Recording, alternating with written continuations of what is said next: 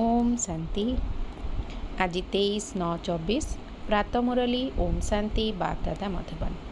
आज महावाक्य बाबा कहले मीठे बच्चे मन भितरे राति दिन बाबा बाबा स्मरण चली थाउ तेबे अपार खुशी रहिबो बुद्धि रे रहिबो बाबा आमको कुबेरर संपत्ति देबा पई आसीछंती। आजिर प्रश्न बाबा केउ पिला मानकु ऑनेस्टफुल अर्थात सच्चोट संतान बोली कहउछंती सेमानकर लक्षण सुनाओ। उत्तर ऑनेस्टफुल से ही माने अटंती जो माने केबे भी मायार बसीभूत हुअंती नाही, मायार खिटपिट्रे आसंती नाही। एही भड़ी सच्चोट संतान माने शेषरे आसीथिले मध्य तीव्र गति रे आगकु बढ़िबार पुरुषार्थ करिथांती। से माने पुरुणा मानक ठारु मध्य आगकु जिबार लक्ष्य रखिथांती। निजर अवगुण को बाहर करिबा पई सर्वदा पुरुषार्थ करुथांती।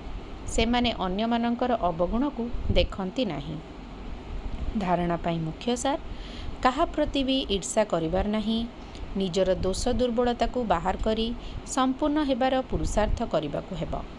पाठ पढ़ा द्वारा उच्च पद पाइबाकु हेबो। शरीर सहित सबुकिछि संन्यास करिबाकु हेबो। कौनसी प्रकारर हिंसा करिबार नहीं। मन भितरे अहंकार रखिबार नहीं। आजिर वरदान अविनाशी एवं बेहद्र अधिकारर खुशी बा निशा द्वारा सदा निश्चिंत भव।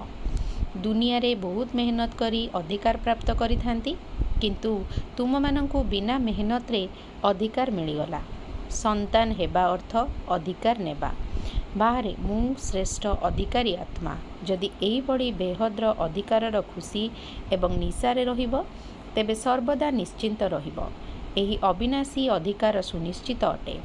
तेबे जेउठारे निश्चिंतता थाए सेठारे निश्चिंतता मध्य थाए।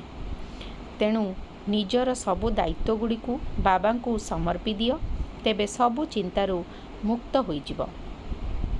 आजिर स्लोगान जेउ माने उदार चित्त विशाल हृदयवान अटंती सेई माने ही एकतार मूलदुआ अटंती। ओम शांति।